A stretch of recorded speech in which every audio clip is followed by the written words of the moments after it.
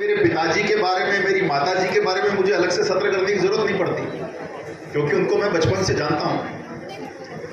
लेकिन अनफॉर्चुनेटली ये उदाहरण है। यदि मैं आपसे पूछूं, आप में से पूछने का मतलब है आप अपने आप सोचिएगा कि हम में से कितने लोग रानी अहिल्याबाई के बारे में जानते हैं। रोज हमारे पास अलग अलग, जब हम राष्ट्रीय विचार की बात करते हैं तो टुकड़े टुकड़े करने वाले खूब विचार आते हैं। उसमें हमारी अस्मिताएं, जो नई नई अस्मिताएं बनी, उससे हम उसको अपनी वास्तविक अस्मिताएं समझते हैं। हमारी जब राष्ट्रीय अस्मिता की बात आती है तो वो सबसे पीछे जाकर खड़ी होती है। हमारी व्यक्तिगत अस्मिताएं, हमारी जातिगत अस्मिताएं, हमारी वर्गगत अस्मिताएं, हमारी क्षेत्रगत अस्मिताएं, हमारी भाषागत अस्मिताएं, ये सबसे बड़ी अस्मिताएं हैं जिनमें हम अपने आप को थोड़ा, अपनी पहचान वहीं पर खत्म करना चाहते हैं। वहां से शुरू होकर वहां पर खत्म। वहां पर Ahilyabai Holkar, she does not belong to Rajasthan, क्षेत्रगत समस्या खत्म। फिर इनकी जातियां निकालते हैं हम, तो वो भी आप देखेंगे कि अहिल्याबाई किसी विशेष जाति वर्ग से आती थी। जहां उन्होंने अपनी पुत्री का विवाह किया वो कोई दूसरी जाति थी, और उसको लेकर एक अलग अलग समूह बन सकते हैं। अहिल्याबाई होलकर को यहां क्यों याद किया जाना चाहिए नसीराबाद की धरती पर शिक्षक संघ राष्ट्रीय के सम्मेलन में? तो दुर्भाग्य से पिछले 70-75 साल में हम जिन किताबों से बने हैं, दरअसल हम बन तो गए शिक्षक संघ राष्ट्रीय के घटक बन गए। मैं सदस्य शब्द कम काम में लेता हूं, part and parcel of Rajasthan शिक्षक संघ राष्ट्रीय।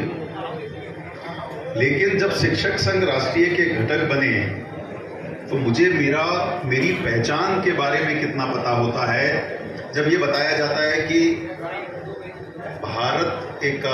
भारत को जिस तरह से जिन 70-75 साल जिन किताबों से, जिन सिलेबस से, जिन कॉलेज यूनिवर्सिटीज में हम पढ़कर बने, उन कॉलेज यूनिवर्सिटी में जो किताबें पढ़ाई गई, वहां पर भारत हमको ऐसा मिलता है, बर्बर था, असभ्य था, अशिक्षित था, महिलाओं के साथ अत्याचार था, बड़ा अत्याचार था, पिछड़ापन था, सब कुछ।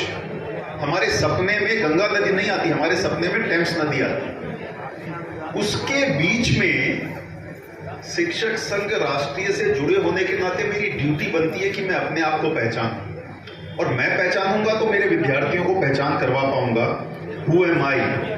क्योंकि अनफॉर्चुनेटली हमें जो परिचित कराया अहिल्याबाई, उसका एक उदाहरण है, एक चमकता हुआ सितारा है कि भारत का स्त्री विमर्श कैसा है। आज जब स्त्री सशक्तिकरण की वामपंथी धारणाएं और पश्चिमी धारणाएं आती है तो उन धारणाओं में जेंडर इक्वलिटी के तर्क हैं। हालांकि वहां किताबें लिखी जाती है, women are from Venus and mens are from Mars. अलग अलग हम सबको पता है। समानता और पूरकता, भारत ने पूरकता को जिया, समानता को नहीं जिया। एक दूसरे के बिना अधूरापन है, और इसलिए अर्धनारीश्वर की संकल्पना है।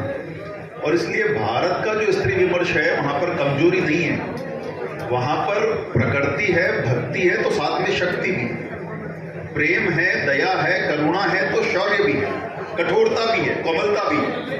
और इन सब के उदाहरण अहिल्याबाई में मिलते हैं।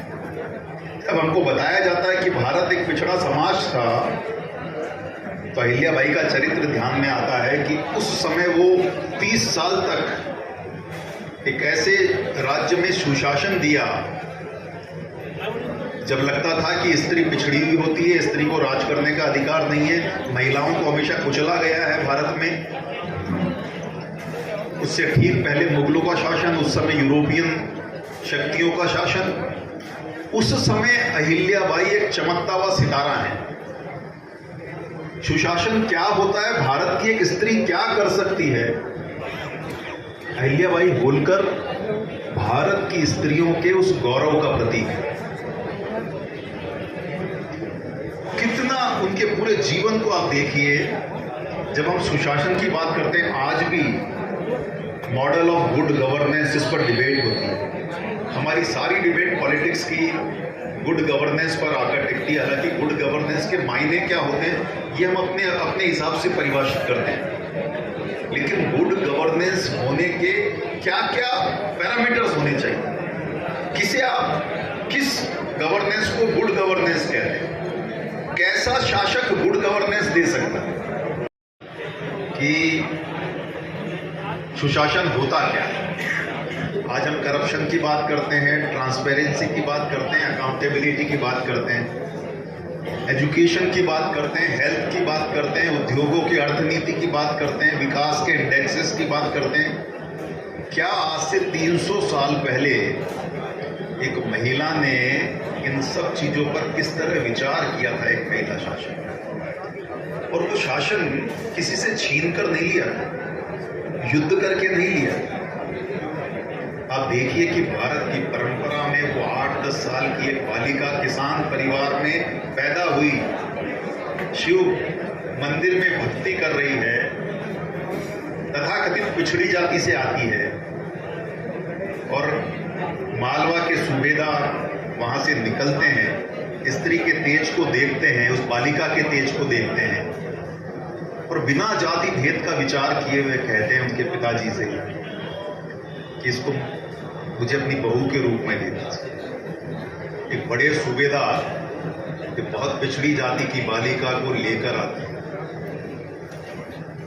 और वो बालिका जिसके और उनके, यदि अब उस चरित्र को, क्योंकि मैं सिनॉप्सिस रखूंगा आपके सामने, मुझे आधे घंटे में सारा विषय रखना है। विषय नहीं होता आधे घंटे में पूरा, संकेत होते हैं। यदि हमारी प्रेरणा जगती है ना, इन सब भटकाओं के बीच में, आधुनिक युग के भटकाओं के बीच में जब प्रेरणा के सूत्र ढूंढते हैं हम, और हमको कुछ मिलते हैं, और हमें दिशा, हमें गर्व होता है कि